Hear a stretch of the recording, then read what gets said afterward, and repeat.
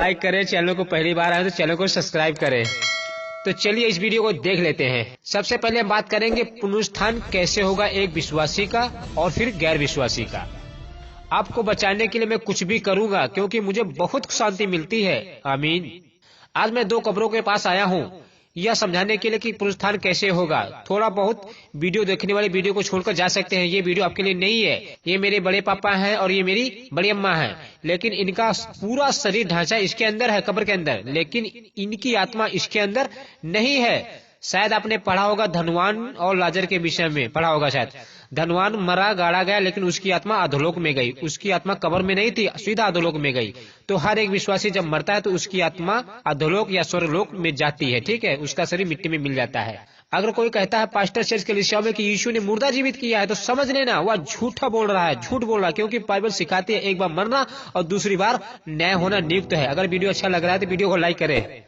अब बताता हूं कि पुनरुत्थान कैसे होगा। वीडियो को पूरा देख लेना भैया, बड़ा मस्त आपको समझाऊंगा, आपका मूड फ्रेश हो जाएगा इस वीडियो को देखने के बाद। आपको बता देना चाहता हूं कि मरने के बाद फिर उसको किसी तरह का कोई दूसरा मन फिराने का अवसर नहीं दिया जाता है, फिर वह कोई हो, अमीर या फिर गरीब। अगर एक बार बॉडी से आत्मा बाहर आ गई फिर वापस उसमें नहीं जाती है बाबा। फिर वह उसी दिन शरीर पहनेगी जब यीशु आएगा स्वर्गदूतों के साथ हम सबको लेने। अब मैं आपको बता देना चाहता हूं कि पहले विश्वासी लोगों को जिलाया जाएगा जब यीशु स्वर्गदूतों के साथ आएगा। तो जो आत्मा स्वर्गलोक में है उस आत्मा को हुक्म देगा यीशु कि अपना शरीर पहन ले, तब वह आत्मा आएगी, कब्र में पड़े अपने कंकाल को पहनेगी और उसमें मांस आ जाएगा। फिर जितनी भी दुनिया में कब्रें होंगी उनमें कंकाल होंगे। यीशु बोलेगा वे सारे कंकाल अपना शरीर पहनकर बाहर आ जाएंगी और फिर उस समय जो मसीही जीवित होंगे, यानी हम सब लोग, अगर यीशु अभी आया तो हम लोग जब जीवित होंगे तो हमारा नंबर आएगा।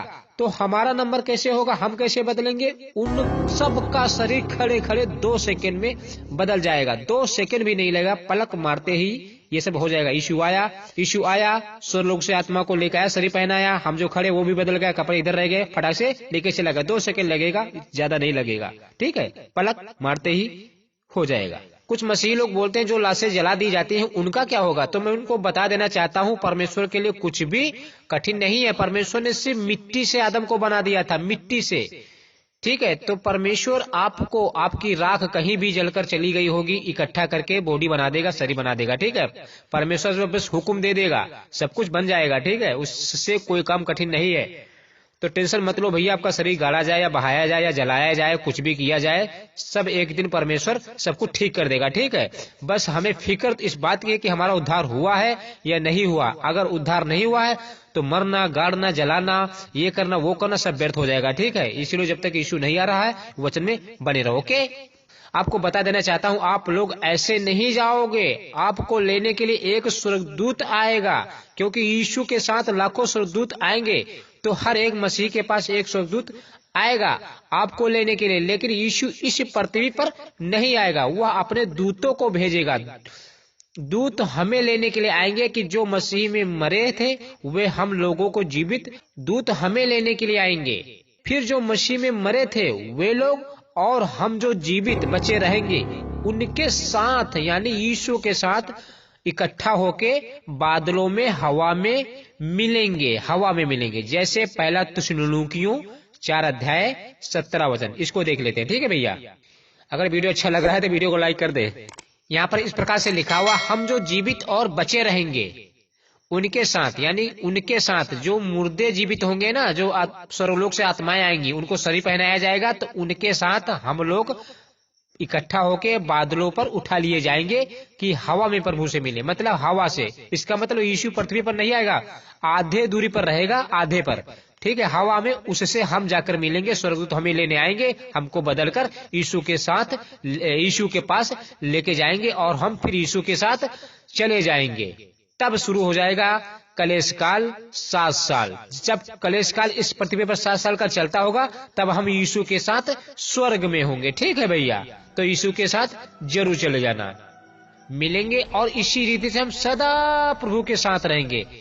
सदा प्रभु के साथ रहेंगे। ये नहीं लिखा है कि हम सदा स्वर्ग में रहेंगे, सदा प्रभु के साथ रहेंगे। फिर हम वापस इसी पृथ्वी पर आएंगे, नए आकाश नई पृथ्वी पर। तब परमेश्वर प्रभु यीशु आएगा, जाएगा, हम पे वास करेगा। ठीक है, उसको आगे मैं बता दूंगा। ठीक है, जैसे प्रकाशित वाक्य 21 अध्याय उसका 3 वचन यहाँ पर इस प्रकार से लिखा हुआ, फिर मैंने सिंहासन में से किसी को ऊंचे शब्द से यह कहते सुना कि देख, परमेश्वर का डेरा मनुष्यों के बीच में है, वह उनके साथ डेरा करेगा और वो उसके लोग होंगे और परमेश्वर आप उनके साथ रहेगा, उनका परमेश्वर होगा। मतलब क्या, नए आकाश नई पृथ्वी में जब हम आएंगे यीशु के साथ, तो परमेश्वर हम पे डेरा करेगा, आएगा, जाएगा, लेकिन हम हमेशा स्वर्ग में रहेंगे नहीं रहेंगे यीशु के साथ। हम सिर्फ 7 साल स्वर्ग में रहेंगे। जब 7 साल इस पृथ्वी पर कलेश काल चलता होगा मसीह विरोधी का, तब हम यीशु के साथ स्वर्ग में होंगे। फिर हम रिटर्न फिर आएंगे इसी पृथ्वी पर। ठीक है, तब यीशु मसीह डेरा करता रहेगा, आएगा, जाएगा, जैसे आदम और हव्वा के साथ डेरा करता था, आता था, जाता था, आता था, जाता था, वैसे यीशु आएगा, जाएगा। ठीक है, आगे बताता हूँ क्या होगा। इसीलिए यीशु ने सारे चेलों से कहा था, तुम्हारा घर यहाँ नहीं है, मैं स्वर्ग जाता हूँ, तुम्हारे लिए एक जगह तैयार करने जाता हूँ कि जब मैं आऊंगा आपको लेके चला जाऊंगा। मसीह विरोधी का दिन शुरू होने से पहले मैं आऊंगा, आपको लेकर चला जाऊंगा, तो टेंशन नहीं लेने का। उसको भी देख लेते हैं, यूहन्ना 14 अध्याय उसका 1 से हम 3 तक बात करेंगे। वीडियो लास्ट तक देख लेना, मैं बहुत अच्छा तरीके से लास्ट तक भी बताऊंगा, बहुत समझाऊंगा आपको अच्छी तरीके से, मूड फ्रेश हो जाएगा, आपको सारी जानकारी इस वीडियो में मिल जाएगी। यहाँ पर इस प्रकार से लिखा हुआ है, तुम्हारा मन व्याकुल ना हो। चेलों से यीशु मसीह कह रहा है, परेशान मत हो भैया, मैं आऊंगा, तुमको लेके जाऊंगा, तुम्हारा मन व्याकुल ना हो, परमेश्वर में विश्वास रखो और मुझ पर भी विश्वास रखो। मेरे पिता के घर में बहुत से रहने के स्थान, यानी मैं जहाँ रहता हूँ वहाँ पर बहुत सारे रहने के स्थान हैं। यदि ना होते तो मैं तुमसे कह देता, क्योंकि मैं तुम्हारे लिए जगह तैयार करने जाता हूँ। और यदि मैं जाकर तुम्हारे लिए जगह तैयार करूँ तो फिर आकर तुम्हें अपने यहाँ ले जाऊंगा, कि जहाँ मैं रहूँ वहाँ तुम भी रहो। साफ साफ यीशु मसीह कह रहा है कि जहाँ मैं रहूँ वहाँ तुम भी रहो। जब 7 साल का इस कलेश काल चलता होगा तो यीशु मसीह आपको खुद पहले लेके जाएगा भैया, लेके जाएगा, आप टेंशन मत लो। ठीक है, आपको दुष्ट के हाथ में पड़ने नहीं देगा, उस दुष्ट से आपको बचा कर रखेगा। ठीक है भैया, मेन बात आती है कि हमारा उद्धार हुआ है नहीं हुआ, यीशु आएगा तो आपको लेके जाएगा या नहीं जाएगा, मेन बात ये है। ठीक है, तो बाइबल में बने रहो, प्रार्थना करते रहो। यीशु ने कहा था जागते रहना, प्रार्थना करते रहना, मैं किसी समय आ जाऊंगा, सुबह शाम दोपहर रात को। 10 जो कुंवारी लड़कियां थी ना, 5 लड़की उसमें मूर्ख थी, 5 समझदार थी, तो हमें 5 समझदारों की तरह जागना। ठीक है भैया, मसाला सा लेके। जब हम स्वर्ग में होंगे यीशु के साथ, उसके सिंहासन के सामने खजूर की डालियां लिए हुए जय जयकार कर रहे होंगे, उस समय 7 साल का कलेश काल चल रहा होगा इस पृथ्वी पर, तब हम लोग स्वर्ग में होंगे। उसको भी देख लेते हैं, जैसे प्रकाशित वाक्य 7 अध्याय उसका 9 से 10 तक बात करेंगे। ठीक है भैया, फिर बाद में मैंने दृष्टि की। दृष्टि किसने की? यूहन्ना ने दृष्टि की। देखा, क्या देखा? हर एक जाति और हर कुल और लोग और भाषा में एक ऐसी बड़ी भीड़ जिसे कोई नहीं गिन सकता, श्वेत वस्त्र पहने और अपने हाथों में खजूर की डालियां लिए हुए सिंहासन के सामने और मेमने के सामने, यीशु के सामने खड़ी हैं। जब यीशु मसीह आएगा हमको लेने के लिए तो आपको श्वेत वस्त्र पहना के लेके जाएगा। ठीक है, तो हम खजूर की डालियां लिए हुए यीशु के सिंहासन के सामने जय जयकार कर रहे होंगे। ये यूहन्ना दर्शन देख रहा है प्रकाशित वाक्य में। इस तरह हम करेंगे जाके। ठीक है, जब हम यीशु के साथ जाएंगे रैप्चर में, तब इस समय 7 साल का कलेश काल मसीह विरोधी का चलता होगा। ठीक है भैया, प्रकाशित वाक्य का डिटेल से सब कुछ समझा दूंगा, आपको समझ में आ जाएगा। फिर क्या कह रहे होंगे? यीशु के सामने खड़े होकर बड़े शब्द से पुकार कर कहती है, उद्धार के लिए हमारे परमेश्वर का जो सिंहासन पर बैठा है, यानी परमेश्वर, और मेमने का जय जयकार करो, यानी मेमना कौन? यीशु मसीह का। अब आपको समझ में आ गया होगा अच्छी तरह से। ठीक है भैया, जब कलेश काल चलता होगा, जो यीशु के साथ नहीं जा पाएंगे, पाप करके रह जाएंगे, वे लोग यहाँ पर रह जाएंगे, तब हम स्वर्ग में यीशु के साथ होंगे। जब मसीह विरोधी के 7 साल खत्म हो जाएंगे, परमेश्वर के क्रोध के दिन खत्म हो जाएंगे, तब हम जो रैप्चर में यीशु के साथ गए होंगे, फिर उसके साथ वापस आएंगे इस पृथ्वी पर। लेकिन पृथ्वी पर उतरने से पहले एक बड़ा युद्ध होगा शैतान से और यीशु से। उस जगह का नाम है हर्मगिदोन, बाइबल में लिखा के बताऊंगा। वहीं पर हम लोग उतरेंगे यीशु के साथ दूसरे आगमन में। वहां पर शैतान, पशु और झूठा भक्ता तीनों होंगे। बताता हूँ, जैसे प्रकाशित वाक्य 16 अध्याय उसका 13 से 16 तक बात करेंगे, ठीक है। फिर मैंने उस अजगर के मुंह से और उस पशु के मुंह से और उस झूठे आवश्यकता के मुंह से 3 अशुद्ध आत्माओं को मेढकों के रूप में निकलते देखा। ये चिन्ह दिखाने दुष्ट आत्माएं हैं जो सारे संसार के राजाओं के पास निकल कर इसलिए जाती हैं कि उन्हें सर्वशक्तिमान परमेश्वर के उस बड़े दिन की लड़ाई के लिए इकट्ठा करे। अब समझ में आया? हम जहाँ पर उतरेंगे वो जगह होगी हर्मगिदोन। आगे देखते बताता हूँ। वहां पर सारे दुष्ट आत्माएं होंगी, लूसीफर शैतान होगा, झूठा आवश्यकता पशु होगा, सबको इकट्ठा करेगा ताकि यीशु से लड़े। आगे देख मैं चोर के समान आता हूँ। उससे पहले यीशु मसीह कह रहा है ये सब होने से पहले कि देख मैं चोर के समान आता हूँ। चोर का मतलब यीशु कब आएगा हमें नहीं पता है, इसको कहते हैं चोर के समान, ठीक है। धन्य हुआ है जो जागता रहता है। अगर आप यीशु के साथ चले गए तो आपको परमेश्वर धन्य कह रहा है और अपने वस्त्र की चौकसी करता है कि नंगा ना फिरे और लोग उसका नंगापन ना देखे। मतलब क्या नंगापन ना देखे, उसको बताता हूँ। जब परमेश्वर मसीह विरोधी के दिन में 5वां कटोरा उंडेलेगा इस पृथ्वी पर तो क्या होगा बताता हूँ। जैसे प्रकाशित 16:10 5वें स्वर्गदूत ने अपना कटोरा उस पशु के सिंहासन पर उंडेल दिया और उसके राज्य पर अंधेरा छा गया। मैंने पूरी दुनिया में अंधेरा छा जाएगा, सूरज काला पड़ जाएगा, ठीक है। पूरी दुनिया अंधकार में हो जाएगी। लोग पीड़ा के मारे अपनी अपनी जीभ चबाने लगे और अपनी पीड़ाओं के और फोड़ों के कारण स्वर्ग के परमेश्वर की निंदा की और अपने अपने कामों से मन न फिराए। मतलब क्या? जब फोड़े निकलेंगे तो पूरे शरीर में कपड़ा नहीं होगा, तो इसीलिए परमेश्वर कह रहा है कि तुम्हारा नंगापन कोई ना देखे, ठीक है भैया। समय कम है, दिन बुरे हैं, बहुत खतरनाक दिन आने वाले हैं। आगे फिर जब लड़ाई खत्म होने के बाद यीशु लूसीफर को, शैतान को 1000 साल तक पकड़कर अथाह कुंड में डाल देगा ताकि जब हम इस पृथ्वी पर 1000 साल राज्य करेंगे फिर से पाप में ना डालने पाए। फिर नया आकाश नई पृथ्वी बना देगा यीशु। अभी जो पृथ्वी है उसको हटा देगा हमेशा हमेशा के लिए। इसकी जगह पर नई पृथ्वी नया आकाश बना देगा। बताता हूँ जैसे प्रकाशित वाक्य 21 अध्याय उसका 1 वचन यहाँ पर इस प्रकार से लिखा हुआ है।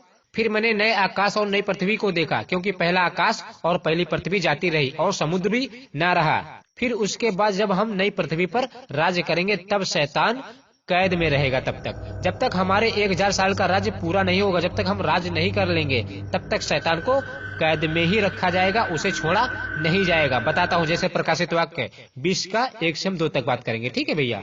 फिर उसने अजगर, उसने कौन? स्वर्गदूत ने उस अजगर अर्थात पुराने सांप को, जो इब्लीस और शैतान है, लूसीफर, जो स्वर्ग से परमेश्वर ने जिसको गिरा दिया था, पकड़ के 1000 वर्ष के लिए बांध दिया, 1000 वर्ष के लिए बांध दिया और उसे अथाह कुंड में डालकर बंद कर दिया और उस पर मुहर लगा दी कि वह 1000 वर्ष के पूरे होने तक जाति जाति लोगों को फिर न भरमाने पाए, ठीक है भैया। फिर उसके बाद क्या होगा बताता हूँ। जब हमारे 1000 साल राज्य पूरे हो जाएंगे फिर उसके बाद अविश्वासियों का न्याय होगा। फिर उनको भी अपना शरीर पहनना पड़ेगा, फिर एक एक करके उनका न्याय किया जाएगा। न्याय करके हमेशा के लिए आग की झील में डाल दिया जाएगा। बताता हूँ जैसे प्रकाशित हुआ कि 20 अध्याय उसका 11 से हम 15 तक बात करेंगे, ठीक है भैया। जैसे प्रकाशित हुआ कि 20 अध्याय 11 से हम 15 तक बात करेंगे, ठीक है भैया। फिर मैंने एक बड़ा श्वेत सिंहासन और उसको जो उस पर बैठा था यानी यीशु मसीह देखा। ये कौन देख रहा है? यूहन्ना देख रहा है दर्शन में। उसके सामने से पृथ्वी और आकाश भाग गए, ओहो, और उनके लिए जगह ना मिली। इतना डर, इसीलिए कहता हूँ यीशु से डरो भैया, यीशु से डरो। फिर मैंने छोटे बड़े सब मरे हुए को सिंहासन के सामने खड़े हुए देखा और पुस्तकें खोली गई और एक और पुस्तक खोली गई अर्थात जीवन की पुस्तक, और जैसा उन पुस्तकें में लिखा हुआ था वैसे ही उनके कामों के अनुसार मरे हुओं का न्याय किया गया। समुद्र ने उन मरे हुओं को जो उसमें थे दे दिया और मृत्यु और अधोलोक ने उन मरे हुओं को जो उसमें थे दे दिया और उनमें से हर एक के कामों के अनुसार उनका न्याय किया गया। मतलब न्याय करके ही उनको नरक में हमेशा डाला जाएगा। बताया जाएगा ऐसे ऐसे आपने पाप किया, आपने मन नहीं फिरा, आपको बहुत सारे अवसर मिले, आप फिर भी आपने मौका गवाया, यीशु पर विश्वास नहीं किया। उनको बताया जाएगा, से दिखाया जाए, तब उनको हमेशा के लिए नरक में डाला जाएगा। 14 में मृत्यु और अधोलोक उस आग की झील में डाले गए, मतलब हमेशा हमेशा के लिए आग की झील में डाल दिए जाएंगे। या आग की झील दूसरी मृत्यु है। और जिस किसी का नाम जीवन की पुस्तक में नाम लिखा हुआ ना मिला वह आग की झील में डाला गया, मतलब हमेशा हमेशा के लिए डाल दिया जाएगा उस व्यक्ति को शरीर पहनाकर, ठीक है, अविश्वासी लोगों को। अब आगे क्या होगा बताता हूँ। फिर उसके बाद शैतान को हमेशा के लिए आग की झील में डाल दिया जाएगा। फिर उसके बाद क्या होगा आगे बताता हूँ। वीडियो काफी लंबा हो चुका है तो पूरा देख लेना, ठीक है। फिर उसके बाद शैतान को हमेशा हमेशा के लिए आग की झील में डाल दिया जाएगा। उसको भी बता देता हूँ, उसको भी पढ़ देता हूँ, ठीक है भैया। यहाँ पर इस प्रकार से लिखा हुआ है, 20 अध्याय उसका प्रकाशित और 20 अध्याय उसका 10 वचन। यहाँ पर इस प्रकार से लिखा हुआ है, उनका भरमाने वाला शैतान आग और गंधक की झील में, जिसमें वह पशु और उनको झूठा आवश्यकता भी होगा, डाल दिया जाएगा, और वे रात दिन युगानुयुग पीड़ा में तड़पते रहेंगे। मतलब तीनों तड़पते रहेंगे, पशु, झूठा आवश्यकता और शैतान, ये तीनों आग की झील में डाल दिए जाएंगे। युगानुयुग पीड़ा में तड़पते, मतलब पीड़ा मतलब दर्द, हमेशा हमेशा के लिए युगानुयुग पीड़ा में तड़पते, मतलब उनकी कोई छुट्टी नहीं होगा, हमेशा हमेशा के लिए अमर रहेंगे वो। तो मैं कहता हूं तो आप लोग अपना जीवन सुधार लो, क्योंकि यीशु मसीह कभी भी आ सकता है। यीशु के साथ जरूर स्वर्ग चले जाना, ठीक है। मसीह विरोधी के हाथ में नहीं पड़ने का, वो जान निकाल लेगा, फिर भी आप स्वर्ग नहीं जा पाओगे। क्योंकि अगर यीशु अगर आपको छोड़कर चला गया तो कैसे आप यीशु के साथ दोबारा जा पाओगे? नहीं जा पाओगे ना। इसलिए नाटकबाजी बंद करो, ठीक है। एक दूसरे के पास लेटर भेजना बंद करो, आंख मारना बंद करो, लड़कियों को छेड़ना बंद करो, सामने वाले गेट के सामने लड़की को छेड़ना बंद करो, लव यू करना बंद करो रात को, वरना रात को यीशु अगर आ गया तो आप यहाँ पे रह जाओगे। मैं आपको बार बार समझा रहा हूँ, जैसे नूह समझाता था, जहाज बनाता था, लोग उसकी मजाक करते थे, जब बाढ़ आई सबको डुबाकर चला गया, सब डूब के मर गए। ऐसे ही सब प्रचारित चिल्ला रहे हैं, आपको बचाने की कोशिश कर रहे हैं, लेकिन आप लोग समझ नहीं रहे हो। मुझसे बार बार मत कहो कि मैं पाप करना नहीं चाहता, हो जाता हूँ। आपको कहते हुए शर्म आनी चाहिए। ये बात यीशु के सामने करना, ठीक है। God bless you. आमीन। जय मसीह की।